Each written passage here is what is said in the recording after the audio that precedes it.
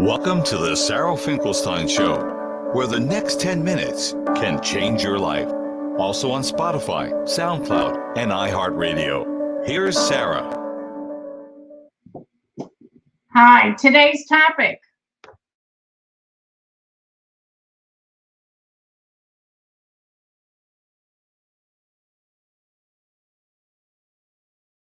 is about, well, first of all, before we can answer that question, we need to know what exactly is an annuity.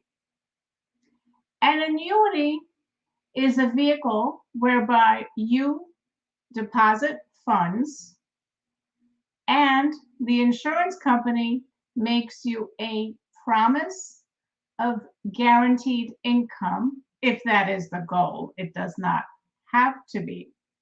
But did you know that the only type of organization that can provide Americans with annuities is a life insurance company?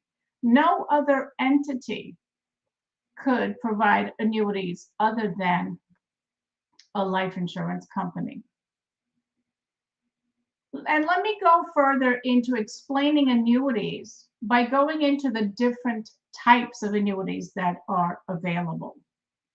So there are many of them, just like the many flavors of ice cream. There is, under the fixed annuity umbrella, there is a very simple, plain vanilla type of annuity, similar to putting your money in a bank CD. You purchase it for a certain number of years, as little as 2 years or as long as 10 years, and the insurance company promises you a certain interest rate for each year that you have your money in the annuity. A very, very simple type of annuity. Then under the fixed umbrella as well, there is something called a fixed index annuity. Now, the word fixed means that your principal is guaranteed. And the word indexed means that it is linked to an index, such as, for example, the S&P 500, but your money is not actually in the index. It's only linked to the index. So what does that mean? That means that when the market is positive, you get to benefit from a portion of that index's growth. However, if the market goes down, you don't lose any money. That is a fixed index annuity. Now, a fixed index annuity does not have any fees unless you decide to add an income rider to it. And if you do that, the income rider guarantees a certain income amount that it will pay you for the rest of your life after you turn on the income. So that is fixed annuities. Then there are variable annuities, which have sub-accounts into mutual funds. Now, variable annuities do have fees, and they do fluctuate up and down, just like the market fluctuates up and down. And these are typically not suitable for people that have a low tolerance for risk.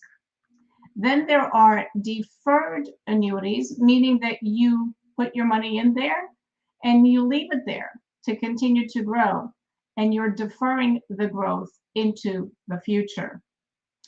And then there are immediate annuities. So what is that all about? Well, an immediate annuity is a vehicle where you plunk your money, you deposit a lump sum of money, and as early as 30 days later, you could start getting income from that immediate annuity. You could also leave your money in there beyond 30 days. So you could start your income 6 months later or a year later. And there's different ways that you could structure that immediate annuity in terms of the payout. The payout could be just based on your lifetime. So for those individuals that don't have heirs, they don't have children, they don't have anybody that they intend to leave the money to, they might select a life option. Then there's also joint options. In other words, a married couple, so that when one of them, God forbid, passes away, the surviving spouse gets to get that income continued given to them for the rest of his or her life. I And I don't mean to interrupt, but you should say a couple remarks about TRC voiceovers. Don't forget them. okay, thank you. So since you've reminded me, I should do it right now so that I don't forget. We want to shout out a thank you to TRC Voiceovers for the fine work that Tom has done to our podcast. Thank you, Tom. And the last type of immediate annuity payout is what's called a period certain. So the period certain could be 5 years, could be 10 years, could be 15 years. Let's say, for example, that you take out a lifetime payout immediate annuity, and God forbid something happens to the annuity owner, then with a period certain, that income is paid out to a beneficiary for a certain period of time. A little more to get into with that, but for this podcast, we're just going to stick to the basics here. So a lot of times people do put their IRA or their 401k rollover into an annuity, and all annuities grow tax deferred. While your money is growing inside the annuity, you do not pay taxes on it. That's what tax deferred is all about. Some financial professionals frown upon putting an IRA or a 401k rollover into an annuity because they say that, well, the IRA and the 401k is already growing tax deferred. Why put it into an annuity? Well, there are some reasons, some very valid reasons why people choose to do that. One of which is if you put your money into a fixed annuity, your principal is protected. So you have safety of principal protection. Another reason why people choose to put their tax deferred IRA into an annuity is because it can be structured to provide guaranteed income for the rest of one's life. And that's pretty powerful because Social Security, for most of us, once we get to retirement, is not going to be enough to cover all of our needs in retirement. So it's always good to have another form of guaranteed income. Now, there are penalties involved with these contracts. Some of these contracts are long-term, meaning 5 or 7 or 10-year contracts. So if we decide to take our money out before the contract period is over, we will have a penalty, similar to when you have a bank CD and you take your money out early, the bank will penalize you for doing so. So it's all based on what your goals are, would determine what type of annuity you may need and whether or not it's right for you in the first place. Now, the interesting thing is that there is no life insurance company that will allow you to put all of your money into an annuity because they want you to have some money that is absolutely liquid.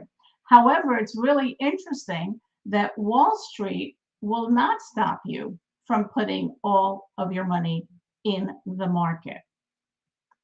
So what is your comfort level? Are you a risk taker?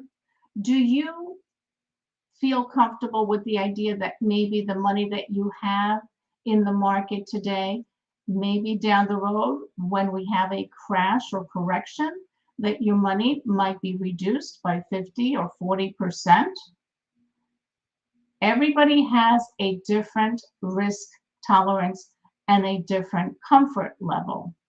And what I find really interesting is that when the market is going up, up, up, many people are happy and comfortable with being in the market. It's only when the market starts to go down, down, down that people start to get concerned. So if you know about the safe money formula, it's not a good idea to have all of your money at risk, especially as you're getting closer or even in retirement. Everybody needs a portion of their money that is safe and guaranteed, while at the same time, another portion that is geared for growth, which is in the market. And yes, there is risk to that. So how many annuities should you own? I've seen people have various types of annuities for different purposes. You could have a short-term, very plain vanilla annuity, a fixed annuity for, say, 3 or 5 years. But at the same time, some people have, in addition to that, a fixed index annuity with an income rider that they intend to take advantage of the income down the road. So to answer that question, there's no one size fits all, and maybe an annuity is not even right for you at all, but that is only determined after figuring out what your goals are and what it is that you are trying to accomplish. So there's all different types of annuities, as we said, the fixed, which are guaranteed, the variable, which go up and down with the market. There are immediate annuities that start to pay you out income as early as 30 days. And there are deferred annuities where you can put your money in there and not start to utilize that until down the road. So if you have any questions about annuities, I'm here to answer them and more than happy to help you. And here is to this way. Happy endings. We all want a Knowledge happy, is power, but carefree, only when you happy implement what you've learned to your own benefit. Tune in next time for even more powerful tips on The Sarah Finkelstein Show.